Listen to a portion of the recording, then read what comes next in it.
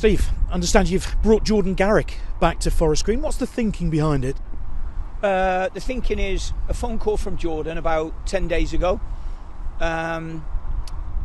He asked me if he could come in and train. I didn't see that was a viable option in terms of, the geography from where he was living to come in and train. Well, that's fine to come in and train, but I'm not sure where it's going to take you, because the only place it took him really last year was to the treatment table. There was lots of travelling, which is why he had that bad injury with his hamstring. And I didn't see where really he would be able to go with us. Of course, if he was down the road, I said to him locally, there'll be no problem with you coming in, and we would definitely look after somebody that wants to try and get themselves fit, certainly if they've been at the football club. So I asked him a little bit about what he'd been doing, went away, had a think about it, and then thought, sometimes you need a break sometimes. People need a break in life, don't they? And I just felt as though he'd been around a few clubs, and the break hadn't happened for him. And I thought last season, towards the end of the season, he played the last 7 games for me. He played very, very well, but the geography didn't add up, and the risk of a longer term contract at the time with Jordon wasn't something that I wanted to get into. I thought it took a lot of courage for him to come back on the phone and ask whether he could just come in and train with no promises or anything like that. And then I went away and had a think about it. And he's a great lad. I enjoyed his company. I like him. And it looked like he needed a break. And you know what? Sometimes in life, if you're in charge of giving somebody a break, it's a really important thing to do, and I liked it. I liked what I was able to do. Backed by the club, obviously. I spoke to Dale, I spoke to Asif about it, and I just felt as though it was a good decision. It'll either be something that ends up coming off and it'll be like it was inspired, or it'll be something that won't come off. That'll probably be down to the time that Jordan's been out and not done anything. So there's a lot of work that he's got to do. I did ask him, I spoke to him when he called me 10 days ago, and I said to him, you need to get yourself in the gym. And then when I knew what I'd done, I was probably working and thinking about things in the background, and then I thought, I'm going to ring him now. I'm going to ask him how many times he's been in the gym. And he said to me he'd been in there every day. So we had a little bit of banter about that, as to whether I thought he had or he hadn't, but I trusted him. And like I said, sometimes people need a break, and I don't think that after leaving here, Jordon Garrick should have been without a club. So we signed him on a short-term contract to the end of the season. We don't really have any huge cover in any of our wingers, and I just thought he would fit back into the group. It'll be a completely different environment that he's walked into this morning compared to last year, and I hope it works out. I hope it works out obviously for the football club, but I hope it works out for him. And he's been in this morning, and he's done an incredible amount this morning. So that makes me think, number one, he's happy to be back. He has a lovely family, 2 very, very young children. They're now going to live with him 20 minutes, 25 minutes from here and from the main stadium. And for me, that was an integral part of him, or me agreeing to him coming here. So when I spoke to him yesterday morning,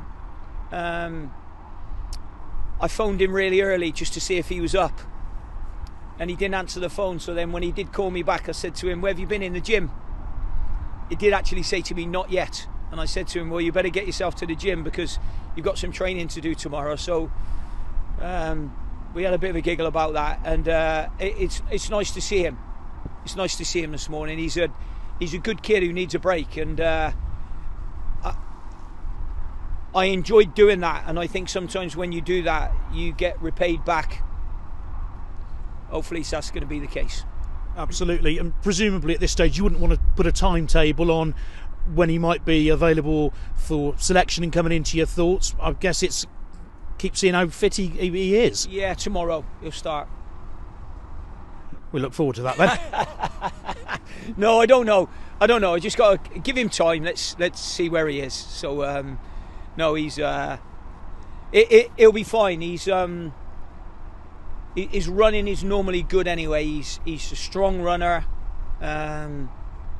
Just a good lad. You know, he's been part of, whilst there's probably been sort of two families here for me, last year's family and this year's.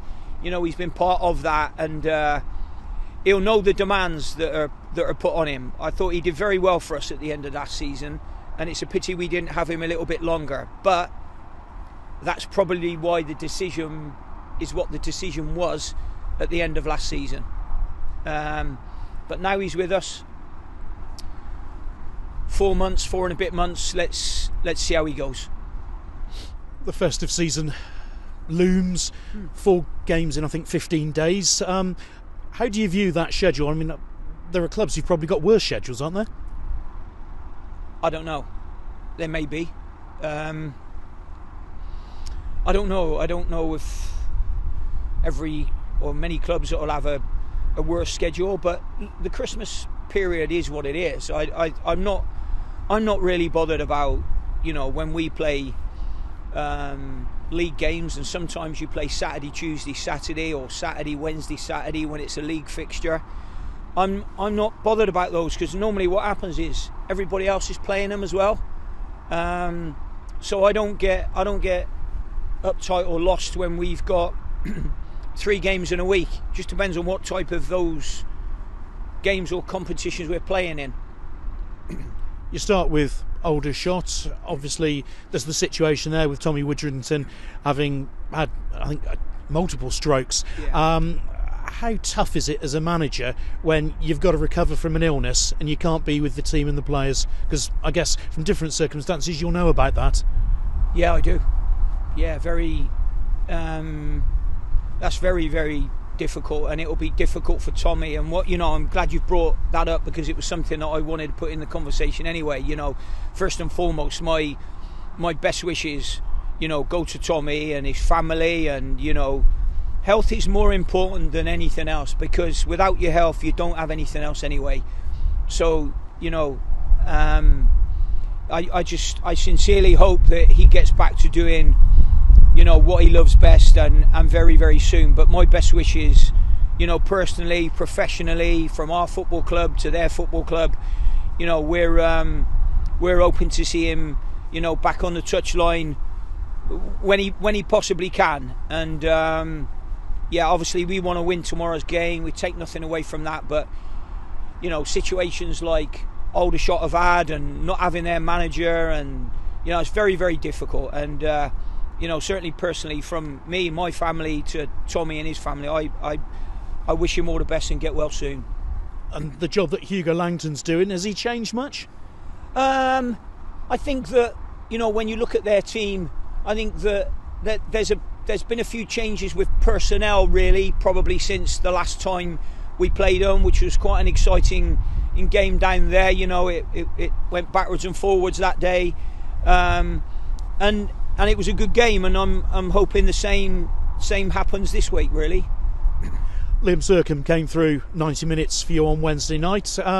How's he after that, and how do you manage him from here? Well, first and foremost, he's got to make sure that he's over that injury. I think that he's been training with us for a little while now. I thought him and Manny, for not playing 90 minutes for quite a while, I thought those two in there the other night, they did remarkably well. Not only to stay on the pitch, but some of their movements, some of their actions, some of their passing the other night was very good, the pair of them.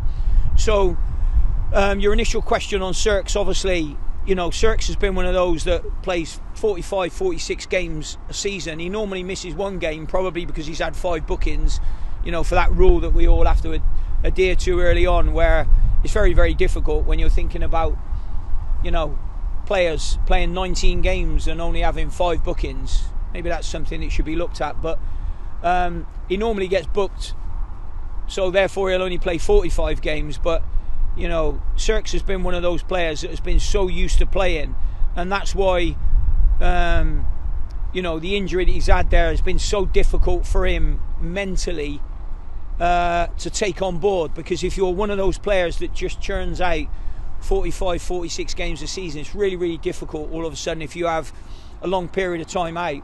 And it wasn't just the one injury, you know, when he was coming back, probably what's happened, he's pushed himself a little bit too hard, ends up with a secondary injury, not to the same point, but on the other leg. So, and all of a sudden then we needed to shut him down. So it's very difficult. We play everything by ear, and sooner or later I'm sure Sirks will do well enough that he'll get himself back in the starting lineup. And everyone else come through midweek okay? Yes. Excellent. It's raining. I'll say thank you very much. Good luck. Cheers.